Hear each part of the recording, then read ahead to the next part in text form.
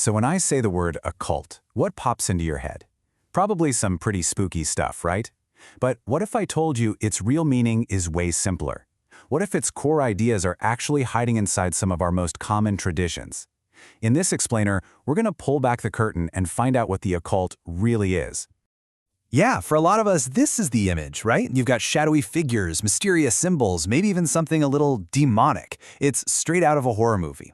And, while those things can be part of the story, they kind of miss the entire point. And this is the key. The word itself, occultus in Latin, just means hidden. That's it. Not evil, not scary, just hidden from view.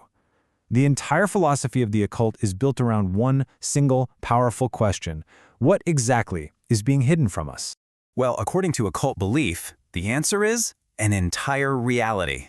The basic idea is that the world we see and touch with our five senses, that's just a tiny sliver of what's actually out there. They believe there's a much larger, invisible world existing right alongside ours, just playing by a different set of rules. And get this hidden realm, it's not empty. It's believed to be packed with all kinds of intelligent beings, often just called the others. And they have their own personalities, their own plans. And here's the really chilling part. They are way more aware of us than we are of them. You might think this is all ancient myth. But what's wild is how recent some of these accounts are. We're talking 1966. A scientist, Robert Crombie, claimed he had this detailed encounter in the Royal Botanical Gardens in Edinburgh. He said he met a faun, a creature from Greek mythology, who just calmly told him his name was Kermes, and his job was being a tree shepherd. And maybe the most famous modern example is the Cottingley fairies.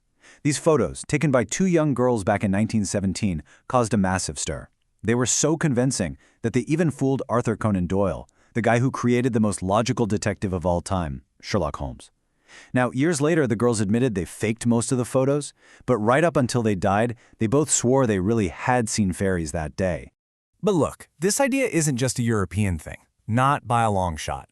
In the Middle East, you have this deep, ancient belief in the jinn.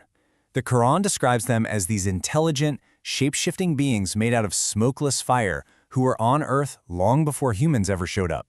And this is where it all starts to click, right?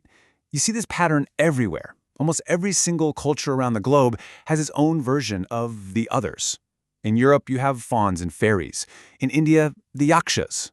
China has the mogwai. The names change, the descriptions change, but that core idea of a hidden race of beings living right alongside us, it's unbelievably consistent. So we have all this folklore, but here's where it gets really mind-bending. This belief in a hidden world isn't just in old stories.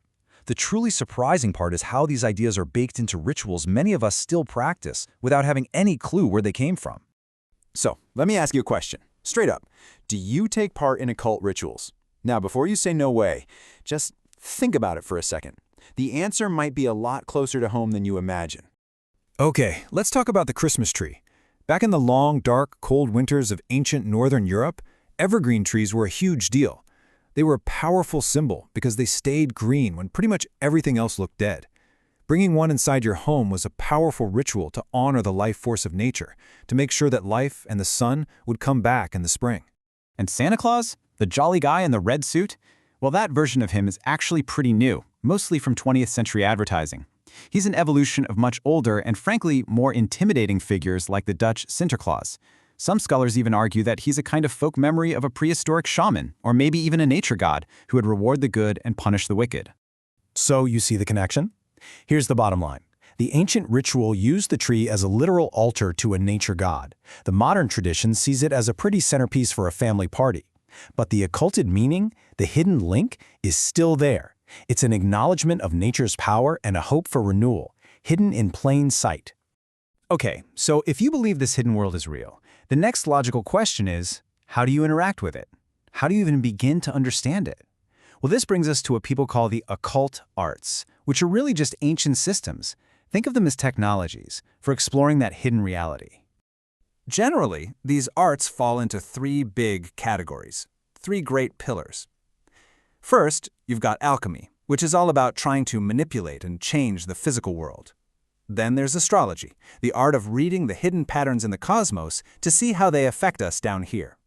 And finally, divination, which is the practice of using special tools to get at hidden information. Now, alchemy. We all think of guys in dusty labs trying to turn lead into gold, right? But for the serious alchemists, that was just a metaphor. The real great work was spiritual.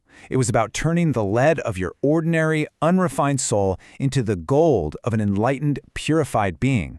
And it's a similar story with astrology and divination.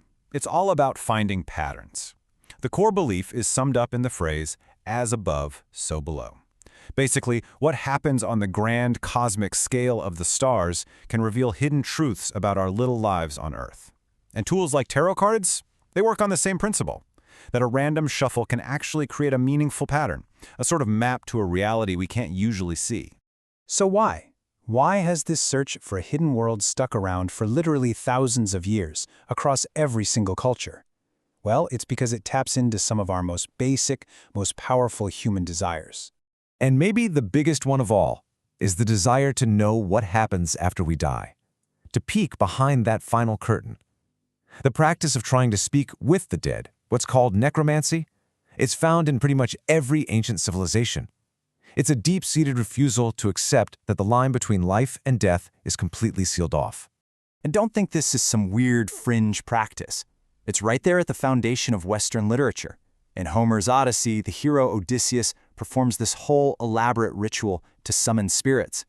And he doesn't just do it to chat with his mom, he does it to get crucial, secret knowledge from a dead prophet that he needs to get home. And that scene from the Odyssey, it just lays it all out, doesn't it?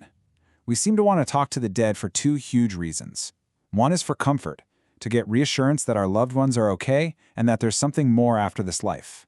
And the other is for power, to get our hands on knowledge that's hidden from the living, to understand the past or maybe even get a glimpse of the future. So when you strip it all away, the occult isn't really about spooky demons and cheap magic tricks. It's about a search, a universal, very human search for meaning that's hidden just beyond our everyday senses. It's a reminder that there might be a whole lot more to reality than what we can see. And that kind of leaves us with one last question. What important truths might be hidden in plain sight in your own world?